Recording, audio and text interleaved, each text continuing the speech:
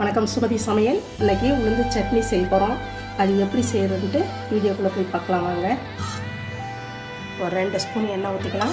நான் கருப்பு உடச்ச உளுந்து வச்சுருக்கேன். இது மாதிரி செவக்க வறுத்துக்கோங்க. கருக விட்டுறாமல் சிம்மிலேயே வச்சு வருங்க. எண்ணெய் இல்லாமல் வடித்து எடுத்துக்குவோம். சின்ன வெங்காயம் ஒரு 10 வெங்காயம் கட் பண்ணி வச்சுருக்கேன். ஒரு 5-6 பல் பூண்டு வச்சுருக்கேன், அதையும் போட்டுக்கலாம். நான் ஒரு 5 மிளகாய் போடுறேன். புளி ஒரு சின்ன நெல்லிக்காய் அளவு போட்டுக்கலாம்ப்பா. ஒரு சின்ன தக்காளி கட் பண்ணி வச்சுருக்கேன். அது உள்ளே இருக்க காம்பெல்லாம் கட் பண்ணிவிட்டு போடுங்க. லாஸ்ட்டாக கருவேப்பிலை கொஞ்சம் கழுவி வச்சுருக்கேன், அதையும் போட்டுக்கலாம். கொட்டி ஆற வச்சுக்கலாம். நல்லா ஆறிடுச்சு.